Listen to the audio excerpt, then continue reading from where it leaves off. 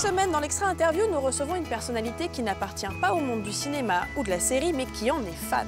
Cette semaine, nous faisons une petite exception avec la rockeuse Isia Higelin, qui fait des infidélités à sa carrière de chanteuse pour nous éblouir sur grand écran. L'an dernier, elle recevait le César du meilleur espoir féminin pour Mauvaise fille, et cette fois, elle est à l'affiche de Samba, le nouveau film du duo d'Intouchables. Elle nous parle de son amour pour les comédies musicales et de ses séries préférées.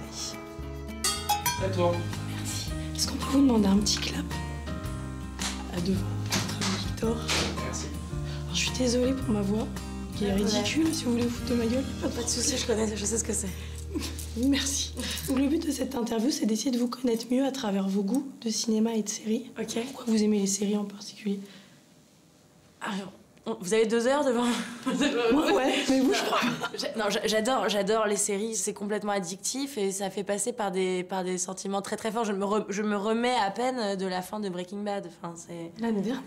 Ouais, mais j'ai du mal encore. C'est horrible de dire que tu vas plus revoir quelqu'un plus jamais. Tu vois, alors que t'as passé 6 ans de ta vie, ou après tu peux être très énervé contre des séries qui se terminent pas de la façon dont t'as voulu, ou tu peux en vouloir à des gens de mourir. Enfin, c'est drôle, hein, les effets que ça nous fait.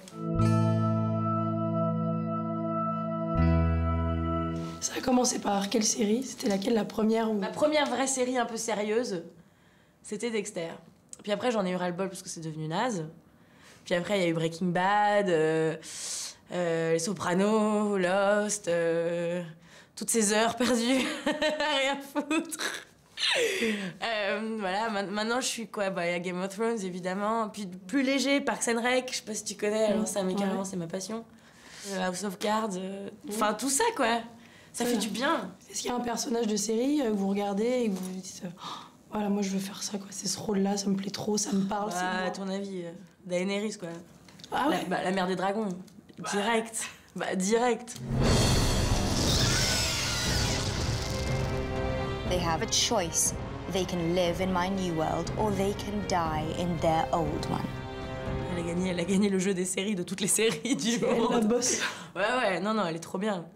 Ouais, enfin, ou n'importe quel personnage féminin de Game of Thrones, c'est quand même... ça fait du bien de voir des personnages féminins qui sont pas réduits au rang de potiches et tout ça, quoi. Les femmes, elles s'affirment à fond, elles règnent sur leur monde. Cersei, c'est vraiment la Queen Bitch, quoi.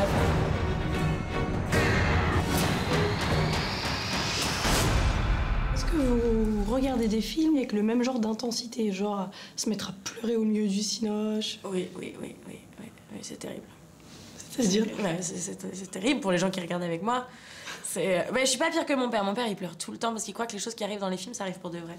Ah ouais. C'est trop mignon. Quand il y a des viols ou des trucs comme ça, il peut pas regarder. Ah, mais c'est dégueulasse que cet homme fait à cette pauvre femme. Je te jure, c'est terrible.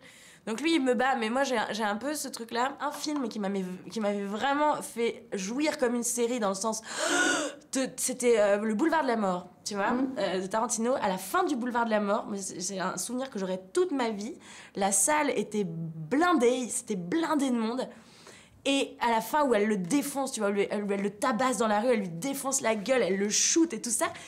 Et c'est filmé d'une façon où moi j'étais là genre j'étais trop contente. Et à la fin quand elle le bute, je me suis levée, j'ai fait yeah, putain. Et toute la salle a fait pareil. Je te jure, il y a eu une espèce de montée de sensations super fortes dans la salle. On l'a tous senti et tout le monde a un peu applaudi à la fin quand le mec est mort. Parce que parfois, oui, tout le monde est ému au même moment, tout le monde rigole au même moment, tout le monde machin. Mais c'est rare que dans un film, tout le monde jubile d'excitation malsaine et morbide au même moment. Ça arrive rarement. Et là, c'était le cas. Et c'était vraiment, pour moi, un moment cinéma de dingue. C'est trop bien. J'ai vu que vos premiers films, en tout cas vos premiers grands amours de films, c'était les comédies musicales. Ouais. Ça représente quoi, pourquoi? Et pour vous, est-ce que c'est toujours le cas aujourd'hui? Un peu moins, parce qu'il n'y en a pas d'aussi bonne qualité qu'avant. Et que je les ai toutes vues, donc c'est bon. Mais ouais, pour moi, les comédies musicales, c'était quelque chose de très important. J'ai fait des claquettes et tout ça. C'était quelque chose qui... Bien avant que ce soit la mode des claquettes. J'étais ringarde, donc. J'avais une passion pour Jane Kelly. J'étais folle amoureuse de Jane Kelly. J'avais un poster gigantesque de Jane Kelly près de mon lit. Et ouais, j'adorais ce monde en Technicolor, les chansons, le jeu des acteurs, le fait de savoir tout faire. Même la façon qu'elles avaient de chanter, très... Na, na, na, na, na, na, tu vois, c'était tout doux, quoi. C'était comme une caresse, quoi. Puis même tout le cinéma américain, Hollywood de ces années-là, tous les films de Billy Wilder, au niveau de la comédie, c'est le must, quoi. C'est le truc qui me fait le plus rire, quoi. Jack Lemmon, c'est la personne qui me fait le plus rire. Est-ce que ça arrive qu'un film, qu'une scène ou qu'un comédien vous inspire une chanson? Comme ça, là, ça me vient pas, mais ça m'étonnerait pas que oui. Et à l'inverse, peut-être une BO? La BO d'un film où vous avez dit, ouais, là, l'ambiance, elle est top. Ça va te faire tellement geek. Mais moi, la BO du Seigneur des Anneaux que j'aime bien écouter. Bah, c'est hyper bien. J'étais au concert. Et l'expérience, voilà, cette expérience-là, ce ciné-concert-là, c'est un truc... Ouais, c'était super. Moi, j'adore le Seigneur des Anneaux, j'adore la musique du Seigneur des Anneaux. J'adore tout ce qui est un peu héroïne fantasy et tout ce qui est... voilà, j'adore ça. Et c'est un monde qui me parle et c'est une musique qui me parle. Tout ce qui est hyper grandiloquent dans les musiques de films, tout ça, j'adore. Vraiment, j'adore. Je trouve ça hyper fort, quoi. Ça fait vraiment voyager.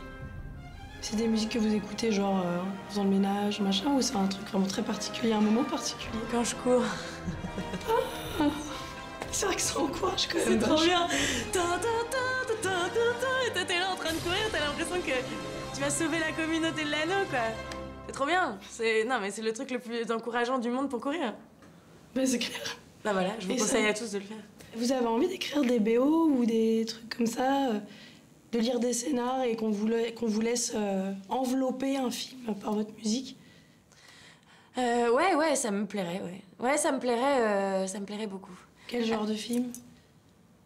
Bah, je sais pas. Peut-être que j'aimerais bien faire une comédie musicale. Un jour.